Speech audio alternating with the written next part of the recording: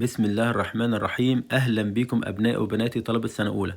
إن شاء الله بنستعد لامتحانات آخر العام، والنهاردة هنحل مجموعة نماذج أسئلة من التقييمات النهائية اللي وردت في كتاب الوزارة. فأول سؤال بيقول لي Listen and write the missing sound. استمع واكتب الصوت المفقود. نسمع مع بعض أول كلمة bun.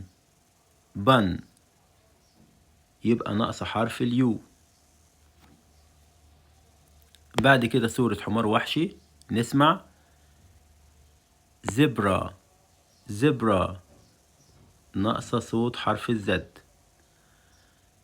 بعد كده صورة آلة الكمان violin. violin يبقى ناقصة صوت حرف الفي. بعد كده صورة زبادي يوجرت.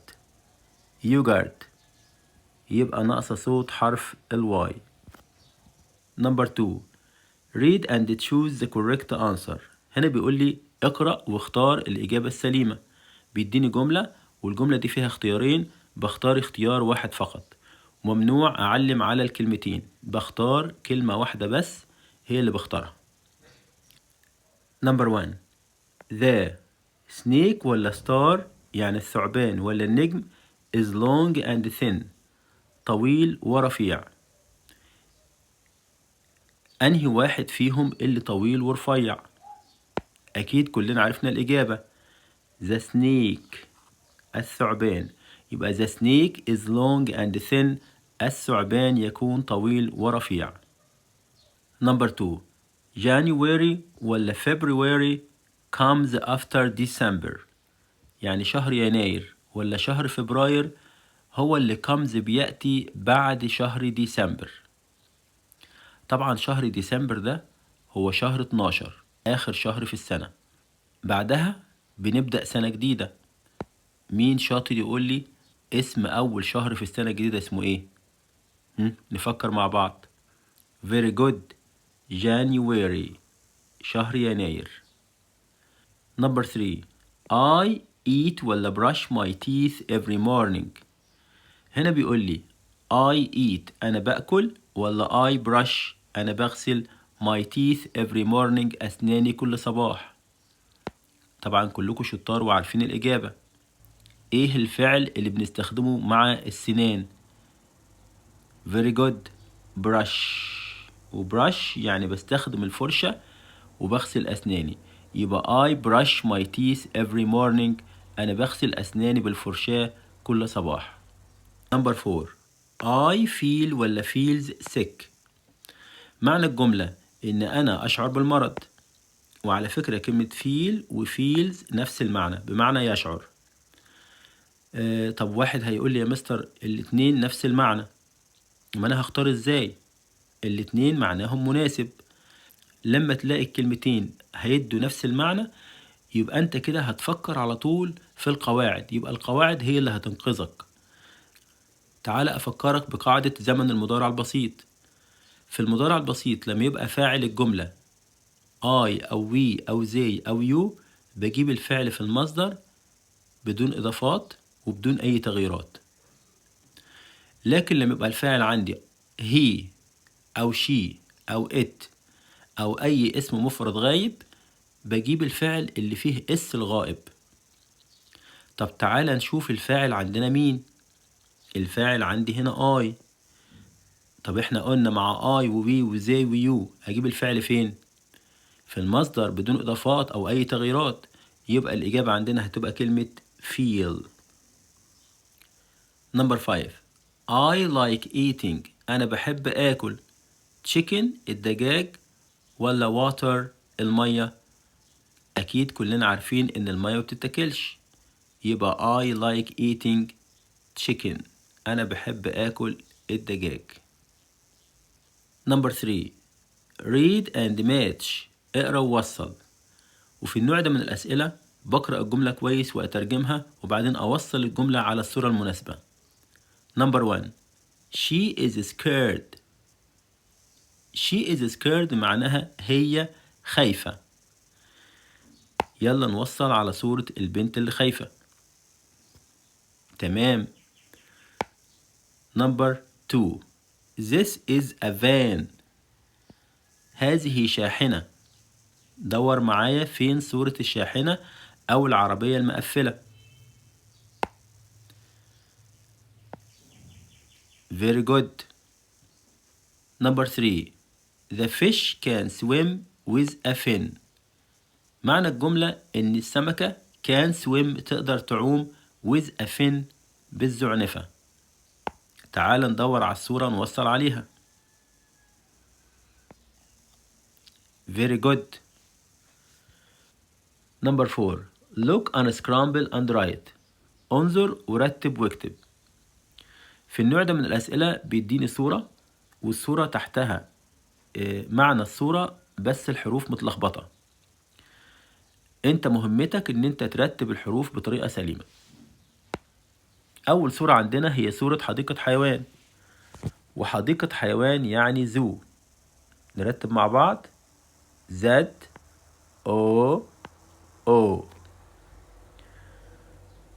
بعد كده عندنا صورة شاطئ، وشاطئ يعني بيتش B E A C H.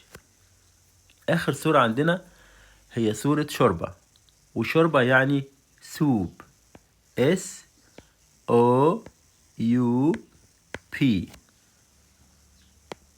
كده بيقول لي look read and complete.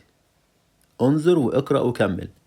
في النوع ده من الأسئلة بيديني 3 كلمات بترجمهم كويس وأعرف معناهم، وبعد كده بحط كل كلمة في الجملة المناسبة ليها. يلا نقرأ ونترجم. أول كلمة عندنا هي كلمة oven، وoven يعني فرنة. watch، وكلمة watch معناها يشاهد. hospital، وكلمة hospital معناها مستشفى. نمبر 1. أول صورة عندنا صورة ولد بيتفرج على التي في، على التلفزيون. الجملة بتقول I not TV. الولد هنا بيقول أنا إيه؟ التلفزيون. طبعا هو إيه الفعل اللي بيعمله هنا؟ بيتفرج، بيشاهد. يبقى هنختار كلمة watch بمعنى يشاهد. هنحط عليها نمبر 1 ونكتبها في النقط WATCH. وفي نمبر 2 جايب لي صورة بوتاجاز، وجايب لي صورة سهم بيشاور على الفرن. نقرأ الجملة The نقط is in the kitchen. A يكون في المطبخ. طبعا السهم بيشاور على الفرن، والفرن يعني oven. يبقى هنختار كلمة oven. تمام. OVEN. يبقى الجملة بتقول the oven is in the kitchen. الفرنة في المطبخ. Number 6. Look and write the words. هنا بيقول لي انظر واكتب الكلمات. هبص على الصورة واكتب الكلمة المناسبة للصورة. أول صورة عندنا هي صورة مدرسة، ومدرسة يعني school SCHOOL. بعد كده عندنا صورة علم، وعلم يعني flag FLAG. بعد كده عندنا صورة دجاجة، دجاجة يعني hen HEN. آخر صورة عندنا صورة خضروات، وخضروات يعني vegetables VEGETABLES.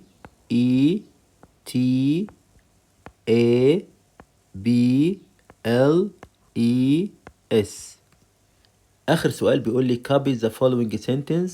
انسخ الجملة الآتية.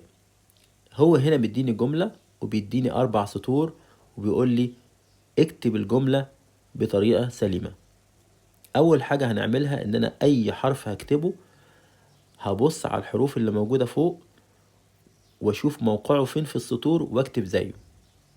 يعني مثلا أول حرف الضمير I يعني أنا، وهنا مكتوب كابيتال. الحروف الكابيتال كلها بتبقى واخدة ال3 سطور اللي فوق. نكتب حرف الآي. بعد كده عندنا كلمة كان، كلمة كان كل حروفها سمول، والتلات حروف هنكتبهم بين السطرين اللي في النص. C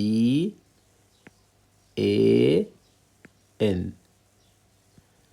بعد كده عندنا كلمة سي، والتلات حروف اللي في الكلمة مكتوبين سمول، يبقى هيكون موقعهم بين السطرين اللي في النص. S E E.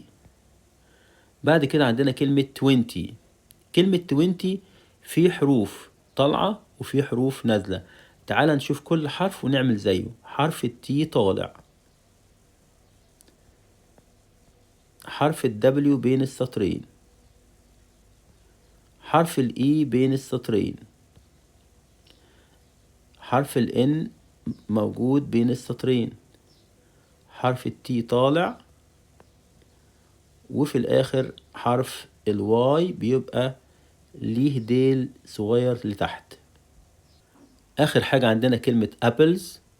A من الحروف اللي بين السطرين، P تقيلة من الحروف اللي نازلة لتحت والداير بتاعها بين السطرين. بعد كده حرف L من الحروف اللي بيبقى طالعة لفوق، وحرف E بين السطرين، وحرف S بين السطرين، وبحط الفول ستوب بتاعتي. يبقى أنا كده كتبت جملة سليمة وكتبت كل حرف في مكانه، وكده نكون خلصنا. والسلام عليكم ورحمة الله وبركاته.